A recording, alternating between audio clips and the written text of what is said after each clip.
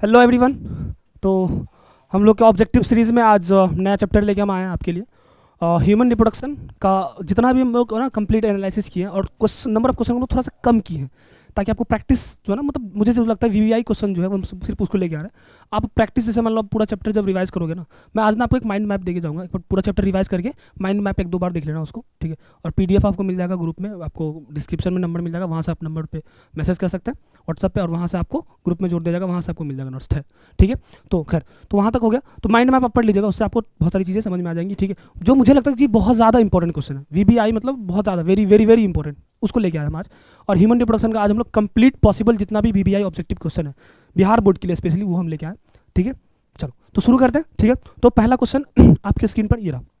अच्छा, ये आपके माइंड में है, ठीक है। इसको आपको पढ़ना है, ठीक। जैसे देखो किस तरीके से पढ़ना है। जैसे देखो, human reproduction male reproductive organ में एक होता है एक्सटर्नल जेनेटिलिया।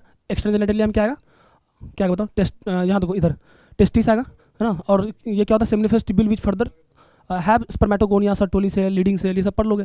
उसके बाद एसेसरी डक्ट, मतलब जो जैसे टेस्टिस हो गया, वासा डिफरेंशिया हो गया, एपिडिडाइमिस हो गया, वासा डिफरेंशिया हो गया। यकीन मानो ये ना बहुत ही मतलब बहुत ही बेहतरीन माइंड मैप है। देख के आपको इसमें ऑब्जेक्टिव मैक्सिमम सारा बन जाएगा। जैसे फॉर एग्जांपल मान लो अगर आपसे कोई पूछ दे rete testis is a dash duct and option में तुम्हारा एसेसरी डक्ट है, तुम बना लोगे वहाँ से। जैसे यहाँ पर तुमको भी दिख नहीं रहा होगा, लेकिन आप जब पीडीएफ में देखिएगा समझ में आ जाएगा। देखो मेल रिप्रोडक्टिव सिस्टम में, है ना, एसेसरी डक्ट कौन सा है, रेटेड टेस्टिस हो गया, वासा डिफरेंशिया हो गया, एपिडिडाइमिस हो गया, वासा डिफरेंशिया हो गया। एसेसरी ग्लैंड में एसेसरी डक्ट हो गया, रेटेड टेस्टिस, दोनों मिलेगा, गलत है। तो इस तरीके से तुम अपना पढ़ लोगे, तुमको समझ में आ जाएगा। एसेसरी ग्लैंड इधर नीचे में टेस्टिस के बारे में दिया हुआ है। फीमेल रिप्रोडक्टिव पार्ट में मेमोरी ग्लैंड में दिया। मेमोरी ग्लैंड में 3 पार्ट होता है, मेमोरी लोब होता है, मेमोरी डक्ट होता है, लेक्टिफरस डक्ट होता है।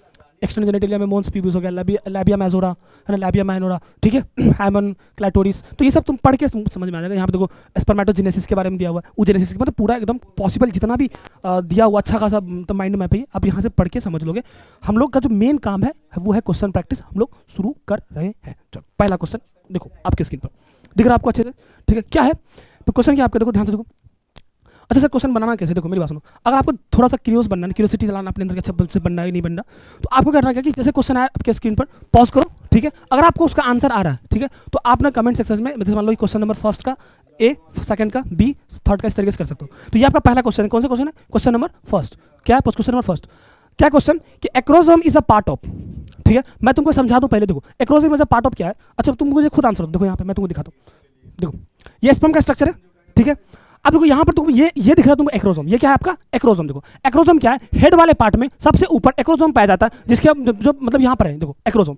अब देखो तुमको दिख गया स्पर्म का ये पूरा स्ट्रक्चर है, जिसमें ये हेड वाला पार्ट है, ये नेक वाला पार्ट है, ये मिडिल पीस है और नीचे टेल है, ठीक है। तो मुझे बताओ एक्रोसोम कहाँ पर है, हेड में, नेक में, टेल में या फिर मिडिल पीस में, बताओ जल्दी बताओ। एक्रोसोम कहाँ पर है, हेड में, टेल में, मिडिल पीस में या फिर नेक में। तो क्या होगा आपका आंसर, आपका क्या होगा, हेड में। देखो अब ये आंसर आपको आराम से आ जाएगा। देखो सिर्फ आप एनसीईआरटी के डायग्राम करके जाओगे ना, बहुत सारा सवाल हो जाएगा। देखो क्या लिखा हुआ, acrosome is a part of, देखो क्या है, पहला ऑप्शन क्या है, head of human sperm. Second option क्या है, middle part of human sperm. Third option क्या है, primary oocyte। And fourth option क्या है, ब्लास्टोसिस्ट। तो आपका करेक्ट आंसर क्या आ जाएगा, head of the human sperm. अभी जस्ट हम लोग पढ़ चुके हैं। तो option number first is your correct answer. मुझे उम्मीद है कि आपको ये समझ में आ गया होगा, मैंने आपको डायग्रामेटिकली समझा चुका हूं मैं, ठीक है। चलो आगे देखो अगला क्वेश्चन। नेक्स्ट क्वेश्चन आपके स्क्रीन पर है, क्वेश्चन नंबर 2, है ना। और आपको इसको फटाफट से, अगर आपको आंसर आ रहा है, ठीक है, तो आपको कमेंट करना है, ठीक है। क्या लिखा हुआ है कि the process of formation of gametes is called, मतलब गेमीट के फॉर्मेशन को क्या बोलते हैं। तो याद करो हम एलक्यूटी सीरीज में भी आपको बता चुके हैं कि अगर गेमीट के फॉर्मेशन के बारे में पूछे तो गेमीट के फॉर्मेशन को हम लोग क्या बोलते हैं, गेमेटोजेनेसिस बोलते हैं, गेमीटोजेनेसिस बोलते हैं। अगर यहीं पर तुमको स्पेसिफिक स्पर्म के बारे में पूछ दे तब क्या होगा, स्पर्मेटोजेनेसिस। क्या हो जाएगा, स्पर्मेटोजेनेसिस। अगर तुमको स्पर्म के बारे में पूछ दे तो, ठीक है। अगर तुमको ओवा के बारे में पूछ दे तो क्या हो जाएगा, oogenesis, oogenesis, oogenesis। और अगर तुमको एम्ब्रायो के बारे में पूछ दे तो क्या होगा बेटा, एम्ब्रायो के बारे में अगर पूछ दे तो क्या हो जाएगा, एम्ब्रायोजेनेसिस। क्या हो जाएगा, एम्ब्रायोजेनेसिस, एम्ब्रायोजेनेसिस। देखो तो मतलब आप यहाँ से 4 क्वेश्चन इस तरीके से बना सकते हो। देखो एक के साथ हम 4 बनाते हैं। 4 अगर मान लो तुमसे पूछ दे गेमीट के फॉर्मेशन, गेमेटोजेनेसिस, स्पर्म के फॉर्मेशन, स्पर्मेटोजेनेसिस, ओवा के oogenesis, एम्ब्रायो के एम्ब्रायोजेनेसिस, इस तरीके से याद कर लो। 4 मतलब है तो ये क्वेश्चन, क्या आपको 4 क्वेश्चन यहाँ से बन जाएगा, देखो, ठीक है। तो आपका करेक्ट आंसर क्या जाएगा, क्या पूछ रहा है कि the process of formation of gamete is called gametogenesis. Option number A is your correct answer. Option number A is your correct answer. देखो मुझे उम्मीद है कि आपको समझ में आ रहा होगा। The process of formation of gamete is called gametogenesis. The process of sperm, the process of formation of sperm is called spermatogenesis. The process of formation of ova is called oogenesis। और the process of formation of embryo is called embryogenesis. समझ में आ गया? चलो आगे next अगला question देखो क्या, how many autosome does a human primary spermatocyte है? बताओ। अच्छा देखो मेरी बात सुनो, प्राइमरी स्पर्मेटोसाइट क्या होता है सर? देखो ध्यान से देखो, इधर मेरी तरफ, हाँ उधर मत देखो, इधर देखो। स्पर्मेटोसाइट, प्राइमरी स्पर्मेटोसाइट क्या सर? ये 2n होता है, ठीक है। अब इसमें पूछ क्या रहा है कि ऑटोसोम, मेरी बात सुनो, आपको पता है जब ह्यूमन का जो क्रोमोसोम, ध्यान से देखो अच्छे से, अच्छे समझो, मैं अच्छे समझा दूँ थोड़ा सा। देखो अगर हम ह्यूमन स्पर्म की बात करें, एक सेकंड बेटा, खैर अगर हम ह्यूमन की बात करते हैं, ह्यूमन की बात करते हैं, ठीक है, तो ह्यूमन में टोटल 46 क्रोमोसोम होता है, आपको पता है नंबर में 46 क्रोमोसोम होता है। कितना होता है? 46 क्रोमोसोम होता है। इसको हम लोग कैसे लिखते बताओ? 2n इज इक्वल टू 46 लिखते हैं, यस सर। तो n इज इक्वल टू कितना हो जाएगा बेटा? 23 हो जाएगा। अगर तुमसे n इज इक्वल टू पूछे तो 23, और अगर 2n देके पूछे तो 46 हो जाएगा, ठीक है, यहाँ तक समझ में आ रहा है? अब अगर हम बात क्वेश्चन क्या पूछ रहा है, ऑटोसोम, जो 46 है ना आपका, ये जो 46 है, इस 46 में अगर पेयर लगाओगे आप तो कितना पेयर लगेगा? 23 पेयर लगेगा। अरे जोड़ा, कितना जोड़ा लगेगा? 46 में 23 जोड़ा लगेगा। उसमें से 22 जोड़ा जो होता है ना, 22 पेयर, वो आपका ऑटोसोम होता है, ऑटोसोम होता है, ठीक है। और 2 जोड़ा होता है, 2 पेयर, वो आपका सेक्स क्रोमोसोम होता है। क्या होता है वो? सेक्स क्रोमोसोम होता है, ठीक है। तो ठीक है, अब मान लो अगर 22 पेयर है तो यहां पे क्या पूछा है कि how many autosome does a human primary spermatocyte है? तो क्या हो जाएगा बताओ? 22 पेयर का अगर तुम नंबर निकालो तो क्या 44 हो जाएगा? 44 इज योर करेक्ट आंसर, मतलब बी तुम्हारा जाएगा करेक्ट आंसर। और ये क्वेश्चन नंबर कितना बेटा? 2 है, ये क्वेश्चन नंबर आपका 3 हो जाएगा, ठीक है। समझ में आ गया कि ह्यूमन के क्या कहते हैं, प्राइमरी स्पर्मेटोसाइट में कितना क्या कहते हैं ये होता है, क्रोमोसोम होता है 44 होता है। समझ आ गया? ऑटोसोम कितना? तो 44 होता है, और सेक्स क्रोमोसोम 4 होगा अगर आपको पेयर में पूछे तो। नेक्स्ट क्या आपका क्वेश्चन नंबर 4, देखो तो क्या dash is a lactic enzyme release by the sperm? बोलो क्या होगा? देखो ये जो आपका यहाँ जो ये जो स्ट्रक्चर है ना आपका स्पर्म का जो, अच्छा खैर, तो अब यहाँ जान लो कि मेरी बात सुनो, लैक्टिक एंजाइम की अगर बात करते हैं तो स्पर्म जो है ना वो आपका क्या रिलीज करेगा? देखो इसका ऑप्शन नंबर फर्स्ट आंसर आएगा। रीजन क्या है कि क्या है? हायालुरोनिडेज। क्या है? हायालुरोनिडेज। ये क्या होता है? एक तरह का एंजाइम होता है जो ओवा के वॉल को ब्रेक करने में मदद करता है, ठीक है। तो जैसे मान लो फॉर एग्जांपल स्पर्म जो जाएगा ना ओवा के पास, तो ओवा मतलब फॉर एग्जांपल मान लो ओवा के जो वॉल है वो जब वहाँ पर एक ये होता है, एक लेयर होता है, उस लेयर को ब्रेक करने के लिए एक एंजाइम चाहिए होता है जिसका नाम क्या है? क्या नाम है?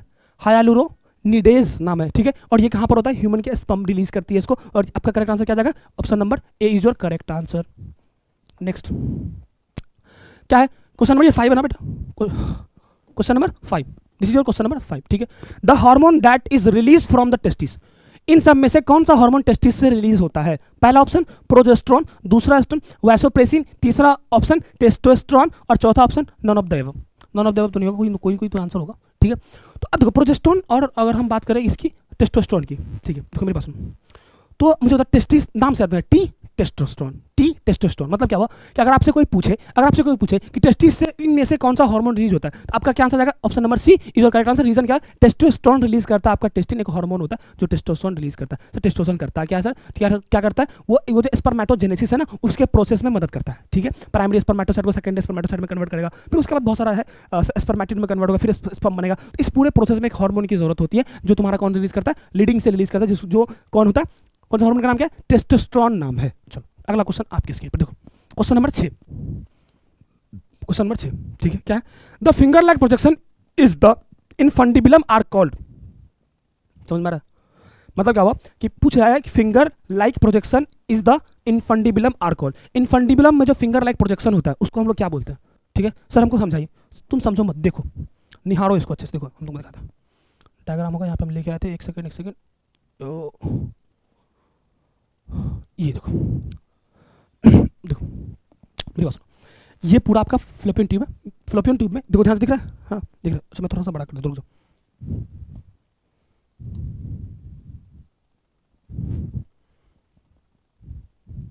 दिख रहा है? हाँ चलो देखो, ये है, अब देखो ये तुम्हारा पूरा फीमेल रिप्रोडक्टिव स्ट्रक्चर का डायग्राम है, ठीक है। क्या है? फीमेल रिप्रोडक्टिव सिस्टम का डायग्राम है। ये ऊपर क्या स्थमस है, ठीक है। इसमें क्या एम्प्यूला है, ये उसके नीचे क्या एम्प्यूला है, ये इनफंडिबुलम है। देखो इसी का हम लोग खोजना है। इन तीनों को एक साथ हम लोग फ्लोपियन ट्यूब बोलते हैं। मतलब अगर तुमसे कोई पूछे फ्लोपियन ट्यूब में कितना पार्ट, पहला पार्ट क्या? स्थमस, दूसरा पार्ट क्या? एम्प्यूला, तीसरा पार्ट क्या? इनफंडिबुलम, क्या क्या है, इनफंडिबुलम। अब यहाँ पे देखो इनफंडिबुलम, ये देखो फिंगर लाइक स्ट्रक्चर दिख रहा है, ये फिंगर लाइक स्ट्रक्चर, ये फिंगर लाइक स्ट्रक्चर, क्या बोलते हैं इसको सर, फिम्ब्राई बोलते हैं, देखो है ना। मतलब क्या हुआ, इनफंडिबुलम के अंदर एक फिंगर लाइक प्रोजेक्शन दिख रहा है, ये है ना फिंगर लाइक प्रोजेक्शन, इसको हम लोग क्या बोलते हैं, फिम्ब्राई बोलते हैं। अब अगर तुमको नहीं समझ में आया, बहुत दिक्कत है, देखो तो अगर तुमको अभी भी नहीं आ रहा तो तुम बोर्ड 2025 का तैयारी करो। चलो क्वेश्चन नंबर 6 का आंसर दो, क्या होगा, the finger like projection in is the infundibulum are called, क्या होगा, option number first is correct answer, fimbriae is your correct answer. अभी हम लोग जस्ट पढ़े, योर आंसर इज ए, ठीक है।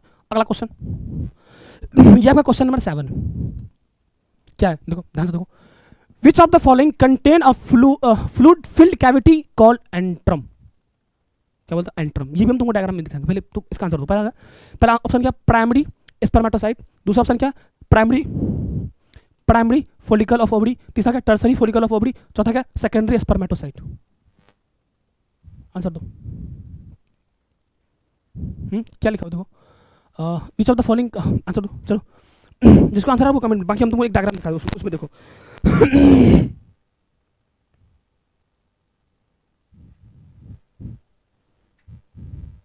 हो गई डायग्राम, इधर एक सेकंड देख लेते, इंपोर्ट किए देखे नहीं।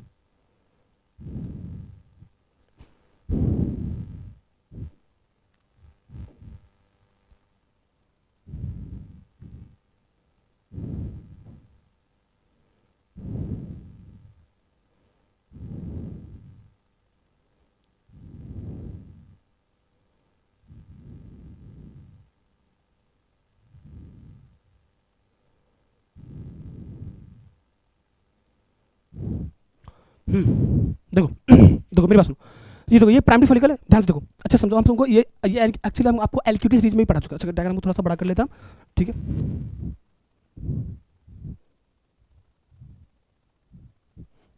अब दिख रहा है, हमको जगह भी तो चाहिए लिखने के लिए, हाँ देखो देखो, ये देखो आपको ये प्राइमरी फॉलिकल दिख रहा है, मैं थोड़ा सा एक्सप्लेन कर देता हूँ। प्राइमरी फॉलिकल के बारे में याद करो, जिस समय कोई भी फीमेल जो है वो बर्थ नहीं होती, जो मतलब मदर के फीटस में ही होती है, उस समय प्राइमरी फॉलिकल आपका 2 मिलियन से लेकर 3 मिलियन तक होता है,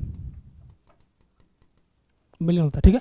और यही 2 मिलियन से 3 मिलियन जब वो बर्थ होती है, जब किसी फीमेल का बर्थ होता है, जब वो फीमेल की कोई फीमेल बर्थ होती है, ठीक है, तो ये प्राइमरी फॉलिकल जो आपका 60,000 से लेकर 80,000 बचता है, 60,000 से लेकर 80,000 बचता है, 80,000 बचता है, ठीक है। मतलब 60,000 से 80,000 बचता है, प्राइमरी फॉलिकल की बात कर रहे हैं, मतलब ठीक है, समझ आ गया। उसके बाद क्या है, बाकी रीजनरेट कर जाता है। ये प्राइमरी फॉलिकल है, ये आपका सेकेंडरी फॉलिकल है, सेकेंडरी फॉलिकल है, ये जो है ये आपका सेकेंडरी फॉलिकल है, सेकेंडरी फॉलिकल है, ठीक है। ये देखो ये भी सेकेंडरी फॉलिकल है, ये देखो ये टर्सरी फॉलिकल है, टर्सरी फॉलिकल है। अच्छा मुझे बताओ, ये जो तुमको स्पेस दिख रहा है, ये स्पेस, ये जो स्पेस दिख रहा है, नहीं दिख रहा है, एक सेकंड, ये देखो ये जो स्पेस दिख रहा है, ये स्पेस दिख रहा है, ये बोला क्या सेकेंडरी फॉलिकल में, नहीं सर सेकेंडरी में नहीं, देखो सेकेंडरी में नहीं, ये जो स्पेस है ये क्या है, सिर्फ टर्सरी फॉलिकल में, और इसी को हम लोग क्या बोलते हैं, एंट्रम बोलते हैं, क्या बोलते हैं इसको, एंट्रम बोलते हैं, एंट्रम बोलते हैं। मतलब क्या हुआ, टर्सरी फॉलिकल में जो है वो देखो यहाँ पे लिखा हुआ है एंट्रम शो करता है, ठीक है। तो यहाँ पे ये सेकेंडरी फॉलिकल में होता है, टर्सरी फॉलिकल में एंट्रम दिखता है, इसको हम लोग क्या बोलते हैं, एंट्रम बोलते हैं। मतलब क्या हुआ कि अगर आपसे कोई पूछे कि एंट्रम जो है वो कौन से स्ट्रक्चर में दिखाई देता है, तो क्या आंसर आएगा, tertiary follicle showing antrum, tertiary follicle में। देखो अब देखो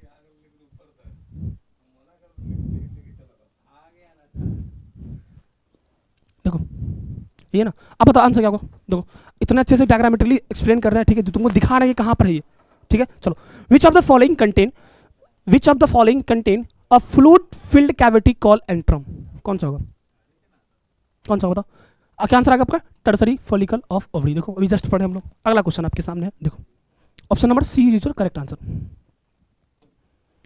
ठीक है। Seminal plasma the fluid part of semen is contribute by, बताओ।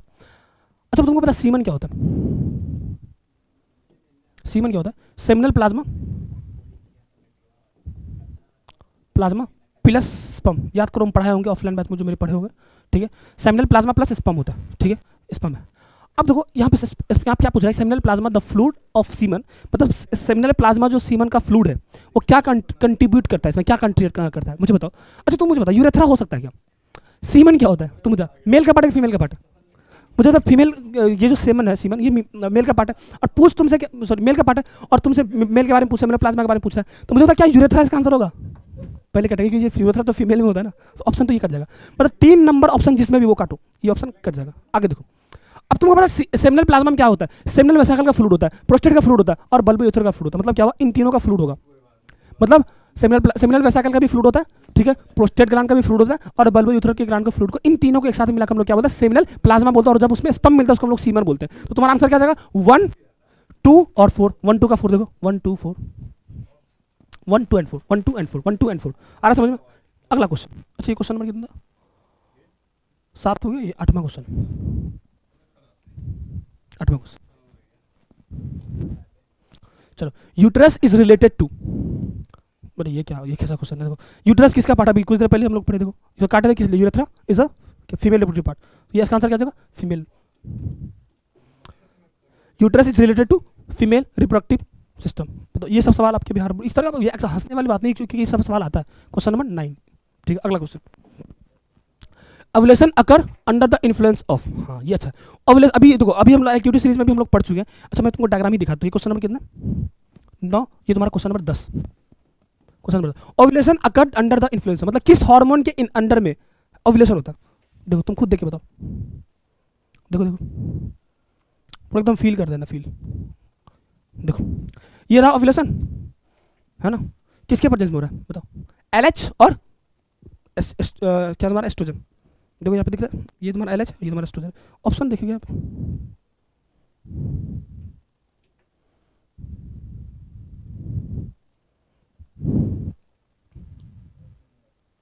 बताओ। अब यहाँ पे तो बहुत बड़ा कंफ्यूजन, दोनों दिया हुआ है। चलो आंसर बताओ कि किसके किसके इसमें प्रेजेंस में ये होता है। देखो अच्छा मैं तुमको ये थोड़ा सा समझाता हूँ। देखो सबसे पहले मुझे बताओ, देखो यही चीज़ है यहाँ पे। देखो अभी ये तुम्हारा ये जो तुम्हारा क्या पिट्यूटरी हार्मोन है, ठीक है, और ओव्यूलेशन हार्मोन का देखो यहाँ तो क्या लिखा, ओव्यूलेशन हार्मोन लेवल। अब यहाँ पे देखो, जहाँ पे तो ये जो डायग्राम है ना, ये बहुत ही कंफ्यूजिंग डायग्राम है। अब तक ना नीट में भी कितना बार फंसा है इस डायग्राम पे, तो तुम लोग को फिर भी बोर्ड क्यों, ठीक है। चलो इधर देखो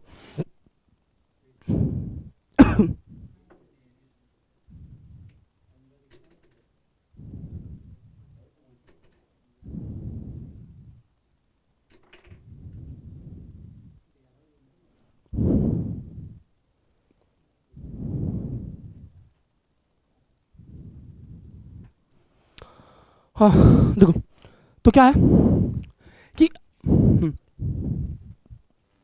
हाँ तो समझो, ये तुम्हारा यहाँ पे देखो, ये एस्ट्रोजन है, ये प्रोजेस्टेरोन का लेवल है, ये पे एलएच का लेवल है और एफएसएच का लेवल है। किसके इन्फ्लुएंस में, मतलब कि तुम्हारा ओव्यूलेशन हो रहा है? देखो एलएच के इन्फ्लुएंस में होगा, है एलएच के इन्फ्लुएंस में। देखो तो यहाँ पे ये डेवलपिंग फोरन है, यहाँ पे ओव्यूलेशन हो रहा है। तो एलएच जब पीक पर होता है ना, इन्फ्लुएंस मतलब जब पीक, कौन सा ग्राफ इसमें पीक पर है? तो एलएच जब पीक पर होता है उस समय क्या होता है? ओव्यूलेशन होता है। तो इसका आंसर क्या जाएगा तुम्हारा? क्या होगा? LH is correct answer, luteinizing hormone is correct answer, option number A. अगला question, how many functional sperm are and how many ova will be formed by a primary spermatocyte and primary oocyte, ठीक है। यहाँ पे क्या पूछ रहा है कि आप बताइए कि हाउ मेनी फंक्शनल स्पर्म, है ना, एंड हाउ मेनी ओवा, मतलब कि कितना स्पर्म और कितना ओवा बनता है प्राइमरी स्पर्मेटोसाइट और प्राइमरी oocyte से। इसके लिए आपके लिए एक डायग्राम पेश है, देखो यहाँ पे देखो, का ढूंढो प्राइमरी स्पर्मेटोसाइट कहाँ पर है? देखो ये तुम्हारा प्राइमरी स्पर्मेटोसाइट है, ठीक है, कितना कितना स्पर्म बन रहा है बताओ? और यहाँ पे तुम्हारा प्राइमरी oocyte है, इसमें कितना बन रहा है? तो प्राइमरी oocyte में एक ही तो, एक तुम्हारा क्या बन रहा है? ये ओवा बन रहा है ना, और इसमें कितना बन रहा है? 2 बन रहा है। देख लो, देखो अच्छे से, बड़ा कर देगा।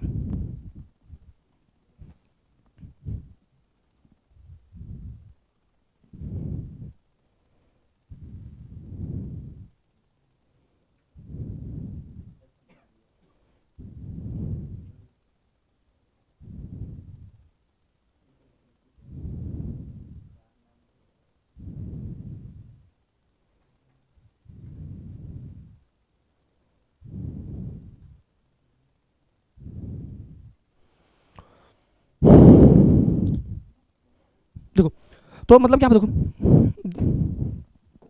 देखो कितना फंक्शनल स्पर्म बन रहा है? 4। और क्या कहते हैं, ओवा कितना बन रहा है? फंक्शनल एक ही बन रहा है, ठीक है। इसका मतलब इसका आंसर क्या जाएगा? 4 and 1। क्या आंसर जाएगा? देखो यहाँ पे प्राइमरी स्पर्मेटोसाइट से कितना फंक्शनल स्पर्म बन रहा है? 4, ठीक है। और यहाँ पे प्राइमरी oocyte से कितना ओवा बन रहा है? 1। तो इसका आंसर क्या जाएगा? 4 and 1। तो हम टाइम दे रहे हैं ताकि तुम लोग समझो, रटो नहीं। क्वेश्चन नंबर 11, ये तुम्हारा क्वेश्चन नंबर 11 है, ठीक है। And how many functional sperms and how many ओवा, तो क्या आंसर आ जाएगा? स्पर्म तुम्हारा कितना बनता है? ये बनेगा 4, और तुम्हारा प्राइमरी oocyte ये ओवा कितना बनेगा? 1। ओवर कितना बनेगा 1, ठीक है। आंसर क्या जाएगा 4 and 1, देखो 4 and 1, answer is your correct answer is 1, तो A is your correct answer, ठीक है। अगला क्वेश्चन, क्वेश्चन नंबर 12, क्या the first menstruation being at puberty are called, देखो क्या लिखा है। अभी हम देखो एलक्यूटी सीरीज में भी हम बताए थे कि सबसे पहली बात कि अगर पहली बार किसी भी फीमेल को मेंस्ट्रुअल साइकिल हो तो उसको हम लोग क्या बोलते हैं, याद करो। मैं तुमको थोड़ा सा बताता हूँ, देखो सबसे पहले तो 12 से 13 साल की उम्र में होता है ये, ठीक है। और क्या कहते हैं ये जब स्टॉप होता है वो 45 to 50 ईयर के में होता है स्टॉप, ठीक है। और जब स्टॉप होता है उसको हम लोग क्या बोलते हैं, मोनोपॉज बोलते हैं, ठीक है। और जब क्या कहते हैं स्टार्ट होता है उसको हम लोग क्या बोलते हैं, मिनार्के बोलते हैं, ठीक है। समझ में आ रहा है। और ये 12 से 13 साल में स्टार्ट होता है और 45 से लेकर 50 साल में ये बंद हो जाता है, तो उसको हम लोग क्या बोलते हैं, मोनोपॉज बोलते हैं। और स्टार्ट वाले को हम लोग क्या बोलते हैं, मिनार्के बोलते हैं। मतलब क्या हुआ कि द फर्स्ट मेंस्ट्रुअल साइकिल कब स्टार्ट होता है, तो तुम्हारा आंसर क्या जाएगा सी, मिनार्के में होता है। Option number C is your correct answer. हाँ ये देखो ये अच्छा सवाल है।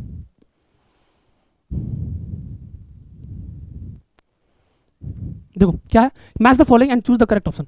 सर इस तरह का सवाल तो आता नहीं। अब देखो 4 चीज तुमको एक साथ बना देंगे और 4 सब्जेक्टिव क्वेश्चन तुम यहाँ से बना सकते हो। अगर मुझे तुमसे पूछ दे कि ट्रोफोब्लास्ट क्या होता है, तुमको पता होना चाहिए ब्लास्टोसिस्ट का जो आउटर लेयर उसको ट्रोफोब्लास्ट बोलते हैं, ठीक है। तो अब यहाँ से तुम मतलब कि 4 क्वेश्चन बना सकते हो। जैसे मान लो तुमको शॉर्ट क्वेश्चन पूछ दे, ठीक है। तो अब हमको इसको मैच करना है। अगर हम ट्रोफोब्लास्ट की बात करें, ट्रोफोब्लास्ट क्या होता है, जैसे मान लो ये एक एग्जाम्पल लेते हो, देखो मान लो ये तुम्हारा, मान लो ये तुम्हारा क्या है, ब्लास्टोसिस्ट है। तो ब्लास्टोसिस्ट के बाहर एक लेयर होता है ना, इस तरीके से इसके बाहर एक लेयर होता है ऐसे, इसी को हम लोग क्या बोलते हैं, ट्रोफोब्लास्ट बोलते हैं। मतलब क्या हुआ कि ट्रोफोब्लास्ट क्या है, देखो embedding of blastocyst in the endometrium, नहीं इसको तो हम लोग कुछ और बोलते हैं, ठीक है। चलो तो अब दूसरा क्या, दूसरा ग्रुप क्या, ग्रुप ऑफ, अच्छा ले ले एक सेकंड,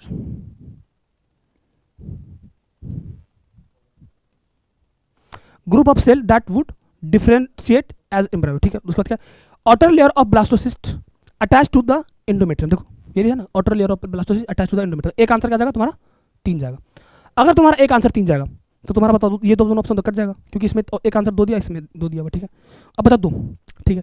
क्लीवेज क्या होता है, क्लीवेज क्या होता है बताओ, क्लीवेज क्या होता है कि हाँ जागोट के अंदर जो डिवीजन होता है ना उसको हम लोग क्लीवेज बोलते हैं, ठीक है।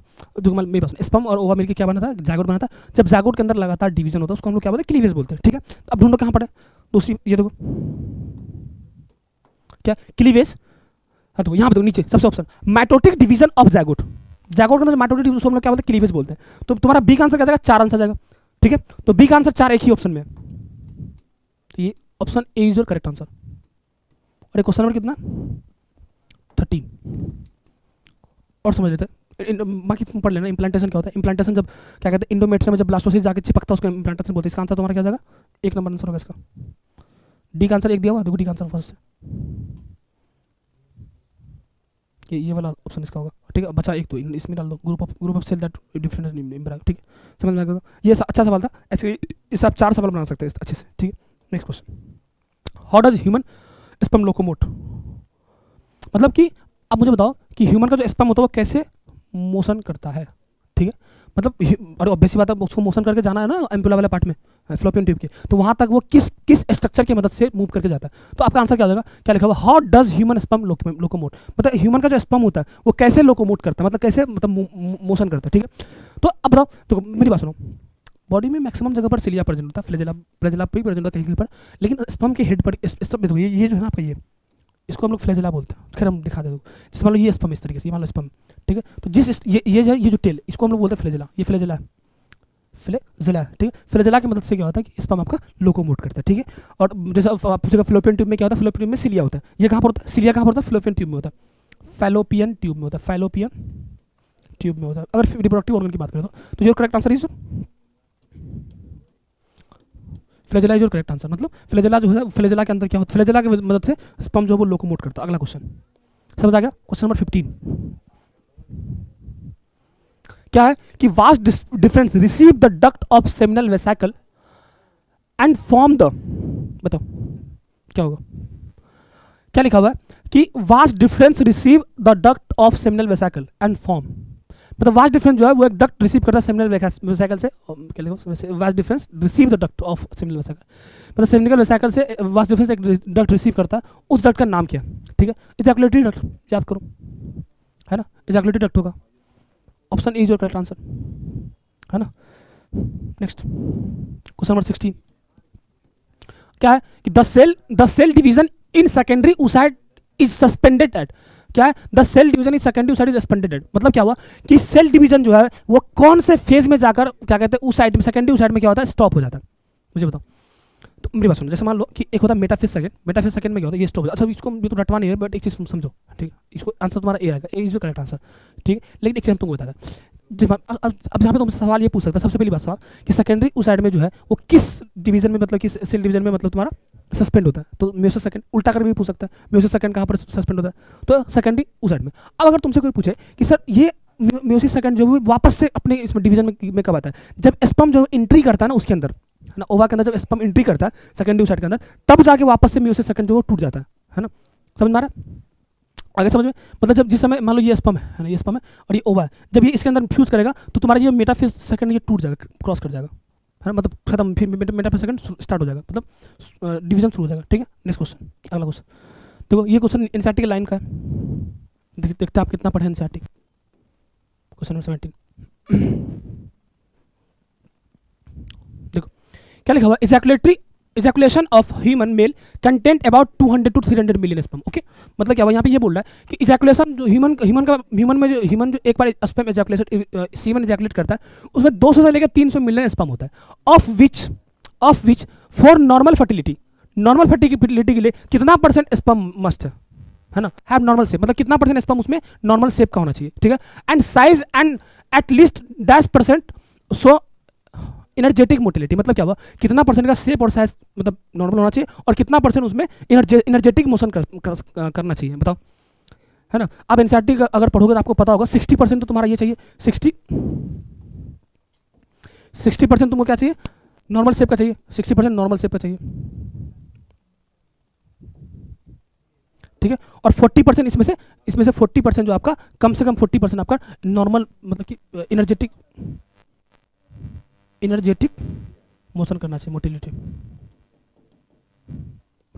मतलब क्या आंसर आएगा 40-60, गलत नहीं हो सकता, रिस्पेक्टिवली पूछ रहा है, ठीक है, 50-50 नहीं, 60 and 40, C is your correct answer, C is your correct answer. Question number 17 का आंसर क्या होगा, सी हो जाएगा, ठीक है।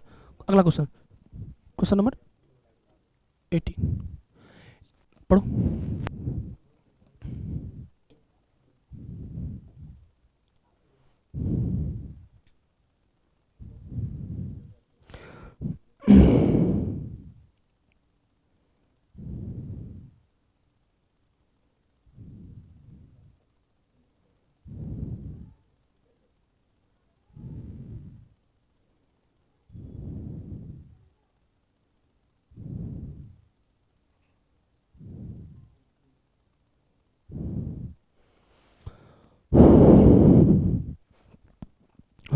देखो क्या कि level of which hormone are at their highest during the second half of the cycle, मतलब सेकेंड हाफ ऑफ मेसोसाइकिल। देखो तुम खुद ही देखो यहाँ पे,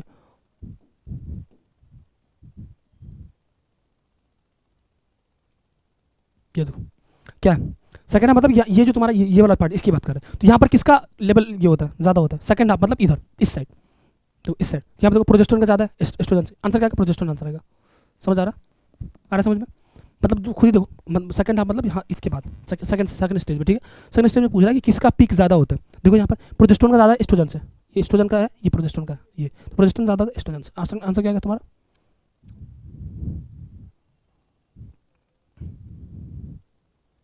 प्रोजेस्टेरोन इज करेक्ट आंसर, ठीक है। क्या होगा, प्रोजेस्टेरोन,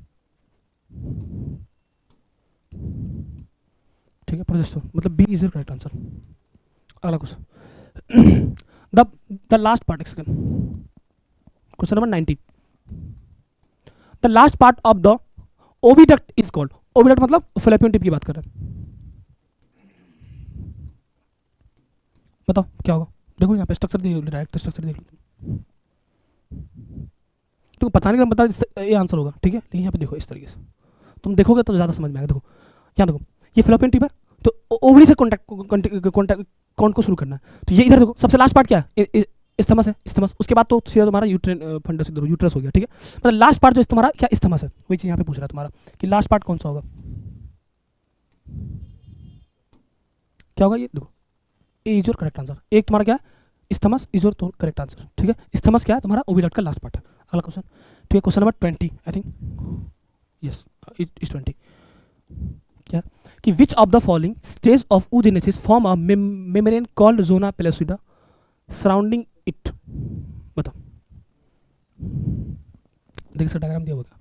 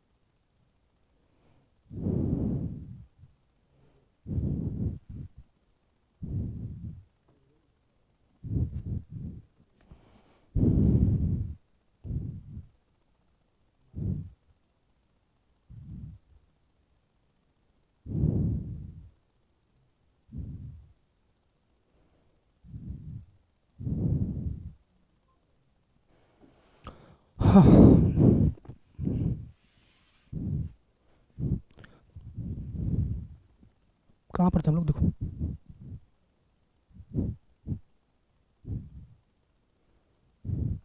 क्या है, which of the following stage of oogenesis form a membrane called zona pellucida surrounding it, है ना। तो इसमें हम डायग्राम शायद नहीं लगाया, ठीक है चलो।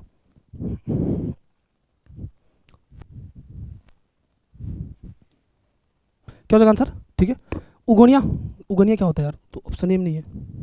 पोलर बॉडी लास्ट का होता है, प्राइमरी oocyte। अब यहाँ पे बोल क्या रहा है कि which of the following stage of oogenesis, मतलब oogenesis से किस स्टेज में जोना पेलोसिडा सराउंड करता है उसके आसपास। तो आंसर दिया गया सेकेंडरी oocyte में, ठीक है। देखो अगला क्वेश्चन, क्वेश्चन नंबर 21। क्या fertilization is human is partially feasible only if, मतलब फर्टिलाइजेशन किस केस में यहाँ पे पॉसिबल है, क्या हो जाएगा, फर्टिलाइजेशन यहाँ पे किस केस में पॉसिबल है, ठीक है। The ovum and sperm are the sperm and the ovum and sperm are transported simultaneously in ampullary stomach junction of the fallopian tube। मतलब क्या हुआ, दूसरा ऑप्शन पढ़ते, सारा ऑप्शन पढ़ लेते एक बार, ठीक है। कि the ovum and sperm are transported simultaneously to ampullary stomach junction, ठीक है। दूसरा ऑप्शन ये। तीसरा क्या, the sperm are transported into cervix within 48 hour of release of ovum in uterus, ठीक है। दूसरा ऑप्शन तुम्हारा, तीसरा भी है, ठीक है। मैं समझाऊंगा तुमको डायग्राम से। हेलो, क्लास ले रहे हो, ठीक।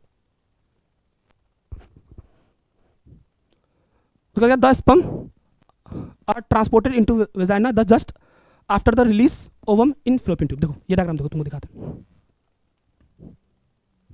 यहाँ देखो, एक्चुअली क्या होता है कि यहाँ पर इधर से मान लो यहाँ से ओवर जाएगा और इस एम्प्लरी रीजन में, है एम्प्लरी और इस्थमस रीजन में, यहाँ पे इस जगह पे जब यहाँ पे ओवा और स्पर्म एक साथ जब आता है ना, इस जगह पे है ना, इसी यहीं पर तभी पॉसिबल है क्या फर्टिलाइजेशन, ठीक है। मतलब क्या हुआ कि इस जगह पे, यहाँ पे ये जो तुम्हारा दिख रहा है यहाँ पे इस जगह पे, जब ये इस्थमस और एम्पुला जंक्शन पे ना, एम्पुला और इस्थमस के जंक्शन पर, ठीक है, तो वहाँ पर जब क्या कहते हैं ओवा और स्पर्म एक साथ आ जाता है तब जाके फर्टिलाइजेशन पॉसिबल है, ठीक है। तो यहाँ देखो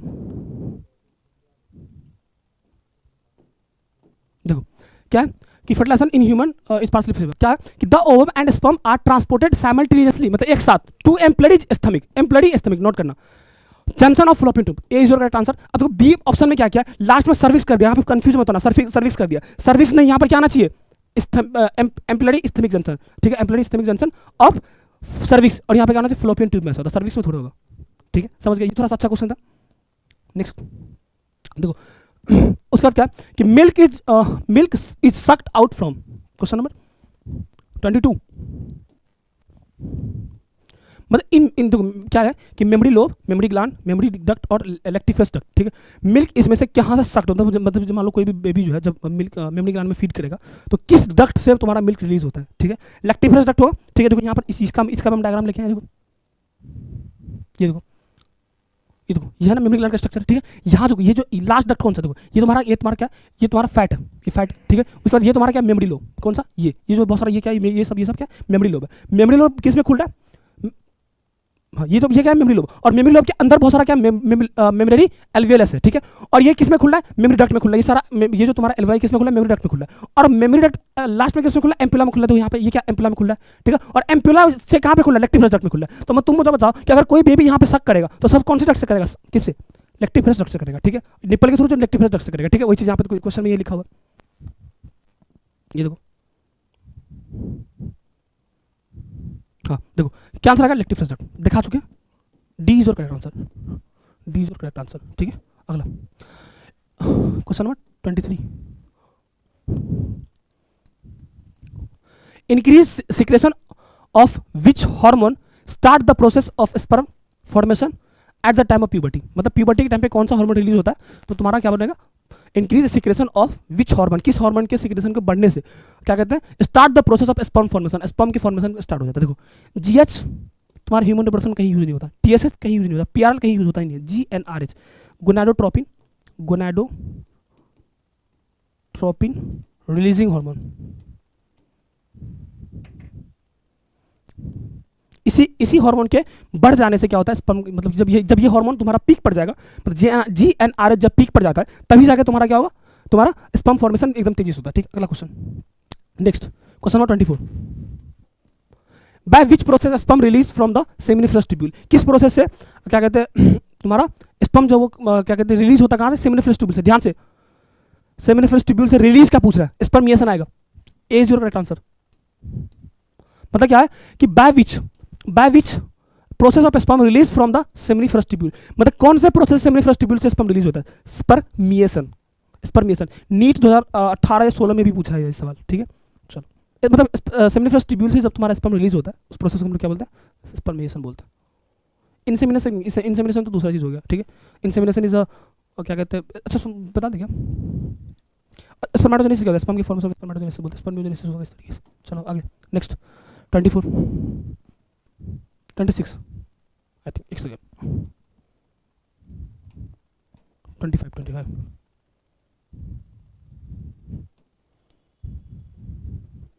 क्वेश्चन नंबर 25,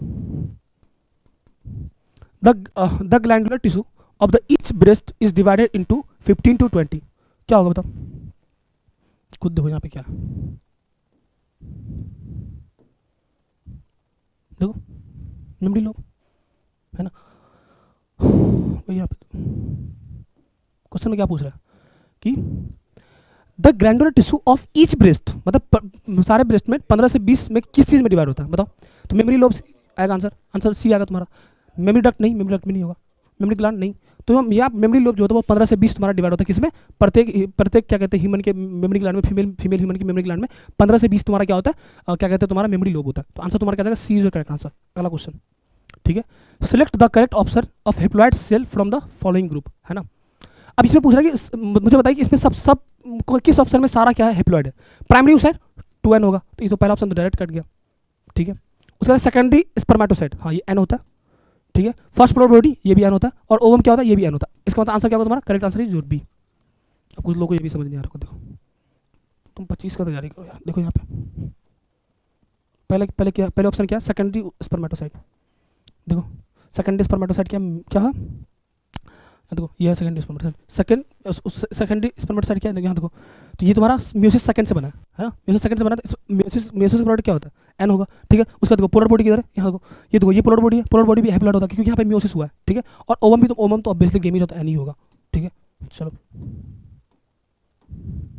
ये हो गया, ठीक है। अगला क्वेश्चन, अच्छा खत्म हो गया, क्वेश्चन खत्म हो गया, ठीक है। ये इतना ये सारा ये जो इंपॉर्टेंट क्वेश्चन था आपके इस चैप्टर का वो सारा हम लोग कर चुके हैं।